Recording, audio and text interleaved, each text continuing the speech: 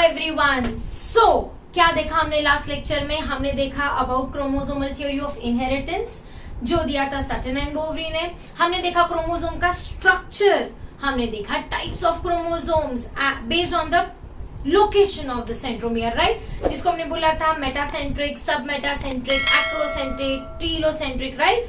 अब let us go ahead and study some more different type of chromosomes. Okay, now there are again two types of chromosomes based on the function of these chromosomes. Okay, and these two types are called as autosomes. Autosomes and दूसरे को हम बोलेंगे allosomes. Allosomes का ही दूसरा नाम है sex chromosome, allosome का ही दूसरा और एक नाम है इडियोक्रोमोसोम्स. ओके, सो अगर तुम ये कुछ भी वर्ड सुनते हो तो समझ लेना we are talking about what, sex chromosome. अब भाई ऑटोसोम करते क्या है? ऑटोसोम्स वो क्रोमोसोम्स है जो हमारे बॉडी के कैरेक्टर्स के बारे में बताता है. सो हमारे बेसिकली बॉडी के जितने भी कैरेक्टर्स है इनकी इंफॉर्मेशन किसके पास है? ऑटोसोम्स के पास. बट हमारा जेंडर बताने के लिए या हमारा जेंडर डिटरमाइन करने के लिए जो क्रोमोसोम्स है वो कौन से क्रोमोसोम्स है? Sex chromosomes. चलो ह्यूमंस का एग्जांपल लेकर देखते हैं. अब ह्यूमन के पास है 46 pair of chromosome. Out of these 46 chromosome 44 chromosomes are called as autosomes. Okay, and the two other chromosomes are sex chromosome. So we have 44 autosomes. Okay, which is 22 pair of autosomes. These 22 pairs are basically responsible for all the different somatic characters of our body, right? But these sex chromosomes are the ones that determine the gender of an organism. For example, humans में you have XX chromosome और XY chromosome. XX रहेगा तो भाई रहेगा female और XY रहेगा तो रहेगा mail. And this is how these chromosomes are involved in sex determination. But किसने पहली बार हमें बताया that chromosomes are responsible for sex determination? Let us go back to the year 1891. Okay, 1891 में there was a scientist who was working on some fruit flies. Okay, so 1891 में there was a scientist जिसका नाम है Hermann Henking. Okay, Hermann Henking was working with some insects. To be precise, he was working with some fireflies actually. Okay, and he was trying to observe some cytogenetic changes. Okay, cytogenetics of these fruit flies during the process of gametogenesis. Gametogenesis मतलब क्या? Gamete formation. अब उन्होंने क्या observe किया? उन्होंने observe किया that mail में जब स्पर्मेटोजेनेसिस हो रहा है तो मेल में there is one particular structure which is found throughout the spermatogenesis. But जब अल्टीमेटली स्पर्म्स बनते हैं ना तो कुछ स्पर्म्स में ये स्ट्रक्चर पाया गया और कुछ स्पर्म में this particular structure which he was observing throughout in the nucleus was absent. तो कुछ में था, कुछ में नहीं था. अब जिसमें था उस स्ट्रक्चर को उन्होंने बोल दिया एक्स बॉडी. अब जो स्ट्रक्चर उन्होंने देखा उसका नाम क्या दे दिया उन्होंने? X body. अब ये एक्स बॉडी इस वाले स्पर्म में है बट ये एक्स बॉडी इस वाले स्पर्म में नहीं है तो उन्होंने सीधा क्या बोल दिया? 0. ओके, अब यही सेम चीज उन्होंने फीमेल फ्लाइज में भी ऑब्जर्व किया. फीमेल फ्लाइज में उन्होंने क्या देखा? oogenesis और वहां पे भी उन्होंने देखा एग फॉर्मेशन. उन्होंने देखा through out the oogenesis ultimately in the eggs this particular x body was present. तो उन्होंने देखा दैट सारे एग्स में एक्स वाला बॉडी है जबकि हाफ ऑफ द स्पर्म्स में एक्स बॉडी है और हाफ में नहीं है. अब उन्होंने ये भी देखा दैट जब ये एक्स बॉडी वाला स्पर्म ये एग को फर्टिलाइज करता है तो बनता है XX and this fly turns out to be a female. जब ये वाला स्पर्म इसको फर्टिलाइज करता है तो बनता है X0 and this turns out to be male. Then he thought that maybe this X body is responsible for sex determination. So later on this X body was called as chromosome. what he realized is that जहां पे 2 X chromosome है भाई उसमें female characters बनने लगे, और जहां पे सिर्फ एक एक्स क्रोमोसोम है वहां पे मेल कैरेक्टर्स बनने लगे. This is how we realize that chromosomes are responsible for sex determination. Let us go ahead and study chromosomal sex determination. Now, do you realize in this there is one peculiar thing? Do you realize that the sperms are of 2 different types? जबकि eggs तो सारे के सारे एक जैसे हैं. Can I say that यहाँ पे 2 अलग अलग टाइप के gametes बने हैं? And क्योंकि यहाँ पे 2 अलग अलग टाइप के gametes बने हैं, इसीलिए these gametes are the ones which are responsible for determining the gender. Remember, in sex determination, the parent who is heterogametic. Heterogametic मतलब जो 2 अलग अलग टाइप की गैमेट्स बना सकते हैं, that parent is responsible for what? Sex determination. So अब this is in this case the male is able to determine the gender of the child. But let us see is it true for all the living organisms. Okay, now chromosomal sex determination is of 2 types. Okay, chromosomal sex determination is of 2 types. यहाँ पे या तो the male is heterogametic या तो female heterogametic है. अगर male heterogametic है तो बोलेंगे male heterogamy, and in this case the male will determine the gender of the child. अगर female heterogametic है तो बोलेंगे female heterogamy, and here the female will be able to determine the gender of the child. अभी male heterogameity में या male heterogamy में there are 2 types. एक जो हमें पता है that is XX, XY. अभी I am using this symbol female and male. तो हमारे केस में the females are homogametic क्योंकि दोनों के पास सिर्फ XX ही है, तो सारे eggs में XX क्रोमोसोम जाएगा. जबकि मेल में जब होगा गैमेटोजेनेसिस तो आधे स्पर्म में X जाएगा और आधे स्पर्म में Y जाएगा. XXXY वाला सेक्स डिटर्मिनेशन कौन दिखाता है? ह्यूमंस दिखाते हैं. उसके अलावा हम आगे और भी कुछ ऑर्गेनिजम्स के बारे में पढ़ेंगे जिसमें एक इंपॉर्टेंट ऑर्गेनिज्म है जिसका नाम है Drosophila melanogaster. Drosophila melanogaster is basically a fruit fly which is used extensively in genetics, so we will talk about it. अब इसके अलावा there is something called as XX0 जो हमने इसके थोड़ी देर पहले देखा था. अब XX is female तो सारे eggs में X chromosome, X0 is male तो हाफ में X क्रोमोसोम और हाफ में क्रोमोसोम नहीं होगा. This type of sex determination is shown by grasshopper. So grasshopper में तुम्हें दिखेगा XX, X0. ये एग्जांपल्स याद रख लो फटाफट. ओके, सो मेल हेटेरोगैमेटी में the male is able to produce 2 different type of gametes. XXXY type है ह्यूमंस और ड्रोसोफिला मेलानोगास्टर. XXX0 टाइप कौन है? ग्रासहॉपर. अच्छा, अब चलते हैं फीमेल्स में. यहाँ पे in this case the female is able to determine the gender of the child क्योंकि फीमेल बनाते हैं 2 डिफरेंट टाइप के एग्स. यहाँ पे एग्जाम्पल है ZZ, ZW. ओके, यहाँ पे द मेल इज ZZ मतलब सारे स्पर्म्स में ZZ क्रोमोसोम होगा, जबकि यहाँ पे द फीमेल इज ZW. अब the female produces 2 different type of eggs, so it determines the gender of the child. इसका एग्जाम्पल है most of the birds and butterflies. Okay, so butterflies and birds most of the times this type of sex determination दिखाते हैं. अब इसके अलावा है ZZ0. यहाँ पे ZZ अगेन है मेल मतलब मेल सेम टाइप के स्पर्म्स बनाएगा, और Z0 में कुछ एग्स में Z दिखेगा और कुछ में ये क्रोमोसोम एब्सेंट रहेगा. So this type of sex determination is seen in some of the moths. Moths are what? Ugly butterflies. You must have seen the moths, right? So moths are butterfly जैसे ही but थोड़े से ugly होते हैं. Okay, and they are not able to fly. Okay, so this is the chromosomal sex determination.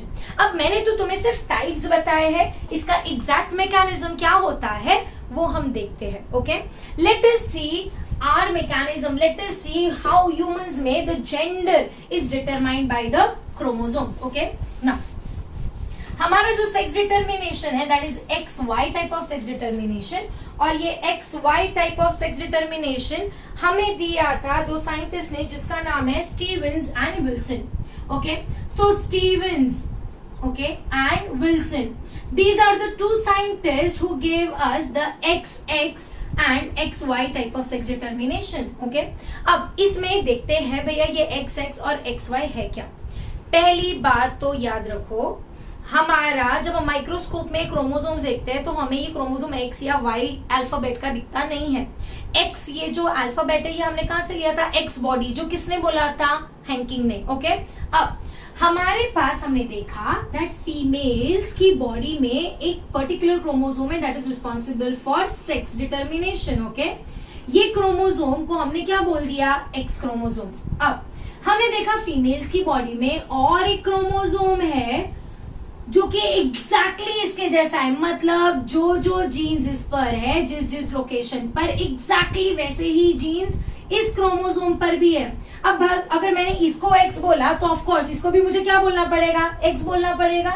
So we know that females में जो भी sex determination के chromosomes है वो एग्जैक्टली एक जैसे है, इसीलिए हमने उसको बोला X chromosome, again X chromosome. But हमने ऑब्जर्व किया दैट मेल के बॉडी में there is one chromosome which is similar to female, बिल्कुल फीमेल जैसा ये क्रोमोसोम है, तो हमने इसको क्या बोल दिया, एक्स क्रोमोसोम बोल दिया. बट हमने ऑब्जर्व किया कि मेल की बॉडी में जो दूसरा क्रोमोसोम है ना वो कंपैरेटिवली छोटा है और ये वाले क्रोमोसोम से, एक्स क्रोमोसोम से बिल्कुल अलग है, तो मैंने इसको नाम क्या दे दिया, वाई क्रोमोसोम. तो X chromosome and Y chromosome. अब what is the difference between X and Y chromosome. याद रखो, X chromosome is comparatively a longer chromosome, Y chromosome is comparatively a short chromosome. इतना समझ में आया. अब हमने देखा क्रोमोसोम पर जीन्स होते हैं and genes a code for characteristics, right. हमारे क्रोमोसोम्स पर there are certain regions which are actively coding for certain characteristics. इसको हम बोलेंगे euchromatin. Okay, just remember this word. Euchromatin is an active chromatin. You will see that हमारे X chromosome पर active वाला chromatin ज्यादा है, so X chromosome पे euchromatin is more, जबकि Y क्रोमोसोम पे कंपैरेटिवली euchromatin is less, मतलब कम activity वाले जीन्स है, राइट. अब वहीं पे कुछ ऐसा रीजन है बहुत टाइटली पैक्ड है जो कि बिल्कुल भी यूज नहीं होता है. ऐसा रीजन या ऐसा पार्ट ऑफ द क्रोमोसोम जो बिल्कुल यूज नहीं होता है, बहुत ही टाइटली पैक्ड है, उसको हम बोलेंगे heterochromatin. You will see on x chromosome heterochromatin है बहुत कम, जबकि वाई क्रोमोसोम पे हेटेरोक्रोमैटिन है ज्यादा. ओके, अब ये यूक्रोमैटिन, वाई हेटेरोक्रोमैटिन तुम्हें और भी डिटेल में हम आगे पढ़ेंगे. फिलहाल याद रखो actively use genes are a part of euchromatin. तो यहाँ पे यूक्रोमैटिन ज्यादा है एक्स में और वाई पे कम है. एंड डेंसली कंडेंस्ड, मतलब ऐसे पार्ट्स ऑफ द जीन या ऐसा पार्ट ऑफ द क्रोमोसोम जो यूज नहीं होता है उसे बोलेंगे हेटेरोक्रोमैटिन. यहाँ पे हेटेरोक्रोमैटिन एक्स में कम है और वाई में कंपैरेटिवली ज्यादा है. So we have studied what is the structure of X and Y chromosome, और हमें पता है that both of them participate in what, sex determination. Let us just see XX and XY sex determination. Okay, now हमने देखा है that mails के पास है 46 chromosome और फीमेल्स के पास भी है 46 क्रोमोसोम. अब मेल में है 44 ऑटोसोम्स एंड XY क्रोमोसोम, और फीमेल में भी है 44 autosomes plus XX chromosomes. Okay, this you have already studied in lower classes, तो हमें आता है. हमने देखा मेल में स्पर्मेटोजेनेसिस होगा तो बनेंगे स्पर्म्स. अब ये बन गए भाई 2 स्पर्म्स. ओके, बहुत सारे स्पर्म्स बनेंगे, we are just showing this. So 22A plus X chromosome इधर सेपरेट हो गया, 22A plus Y chromosome, because क्या हुआ, सेग्रीगेशन. यहाँ पे बने eggs, so these are the eggs, और eggs में यहाँ पे है 22A प्लस X और यहाँ पे है 22A प्लस X. यहाँ पे you will see 50% of the sperms are with X chromosome, 50% are with Y chromosome. This shows what, heterogamity, as we have seen. and this shows what all of them have X chromosome, so they are homogametic. Okay, now in this case हमने देखा अगर ये वाला sperm fuse करता है इस वाले egg से तो क्या बनेगा 22A मतलब क्या हो जाएगा 44A प्लस XY, ये बन जाएगा मेल, राइट। पर अगर ये वाले स्पर्म ने इस वाले एग को फर्टिलाइज किया तो क्या बन जाएगा 44A प्लस XX मतलब क्या बन जाएगा female. Let us show this with the help of a Punnett square to make it easy. फटाफट, ये है हमारा पन्नेट स्क्वायर, ये है हमारे मेल गैमेट्स और ये है फीमेल गैमेट्स। मेल गैमेट में है XY, फीमेल गैमेट में है XX, ये बन जाएगा XX XY XX XY, right. अब 50% of the population is female and 50% of the population is male. इसका मतलब ये है कि अगर अभी एक लड़की पैदा हुई तो अगली बार बाय डिफॉल्ट लड़का पैदा होगा? नहीं। इसका मतलब ये है कि चांसेस है कि अब जो बच्चा पैदा हो रहा है वो या तो मेल हो सकता है या तो फीमेल हो सकता है। भाई जेंडर क्या होगा बच्चे का ये किसी के हाथ में नहीं है, ये तो सिर्फ फर्टिलाइजेशन ही बताएगा। And can we control fertilization? No, we can not control which sperm is going to fertilize which egg, and that is the reason sex determination is through chromosome. भले ही the chromosome of the father determines the gender of the child, but the father himself cannot choose the gender of the child. Okay, so he determines the gender of the child, he cannot choose what is going to be the gender of his offspring. Okay, now that is about XX and XY chromosomal sex determination. There is one more type of sex determination which is slightly different from what we have studied. Okay, अब let us see this. This sex determination is called as haplodiploidy sex determination. Now what is this haplodiploidy sex determination और किसमें दिखता है? Haplodiploidy sex determination is shown in honeybees. Okay, you must have seen honeybee का छत्ता, okay? And you must have seen बहुत सारे honeybees just moving around and doing what? They basically forage on the nectar of the flower. मतलब हर एक flower से जाकर nectar collect करते हैं और फिर उसको honey में convert करते हैं और honey comb में जाकर deposit करते हैं. And you will see they are always present in groups, right? Swarms of honeybees. अब ये honeybee में 3 टाइप के, honeybee के comb में 3 टाइप की bees है. There is one called as male, that is drone, and there are 2 different type of females. There are worker bees which are females and there are queen bee. Okay, so basically honey bee में 2-3 type है। कौन कौन से है बोलो? पहला हमने देखा male, male is nothing but a drone, फिलहाल सिर्फ नाम याद रखो। Then there are females which are of 2 types. Okay, अब ये 2 टाइप में एक है वर्कर और एक है तुम्हारी क्वीन। ओके, अब वर्कर्स बहुत सारे नंबर्स में होते हैं और क्वीन सिर्फ एक होती है। कैसे बनती है वो भी हम थोड़ी देर बाद देखेंगे। अब हनी बी में याद रखो तुम्हारी जो फीमेल्स है ना, ये फीमेल में सिर्फ क्वीन ही है जो बच्चे पैदा करती है और ये फीमेल हमेशा डिप्लॉयड होती है और इसका क्रोमोसोम नंबर होता है 32।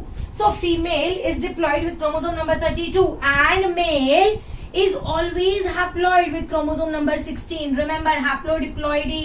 Okay, now अब फीमेल में गैमेटोजेनेसिस होगा, oogenesis होगा और जब oogenesis होगा तो क्या बनेंगे? एग्स बनेंगे और ये जो एग्स होंगे इसमें chromosome will separate, segregate. Okay, so these are the eggs of female. Which female? Queen. Okay, अब मेल में स्पर्मेटोजेनेसिस होगा, बट यहाँ पे डू यू रियलाइज यहाँ पे तो कौन सा डिवीजन हुआ था? कमॉन, मियोसिस हुआ था, 2n से बन गया nn. बट यहाँ पे n का हाफ कर सकते हैं क्या? नहीं. तो मेल हनी बी में भाई मियोसिस नहीं होगा, मेल हनी बी में क्या होगा? माइटोसिस. मेल हनी बी में क्या हुआ? माइटोसिस.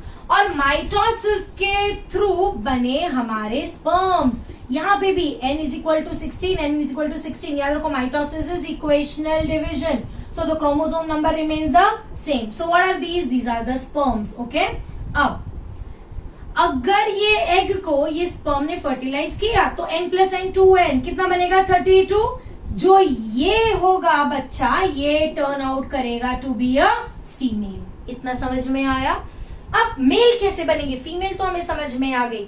अब ये जो फीमेल है उसमें भी तुम बोलोगे मैम वर्कर और क्वीन दोनों भी फीमेल है, बस इतना याद रखो कि मैक्सिमम बीज जो बनती है ना वो क्या बनती है, वर्कर बनती है।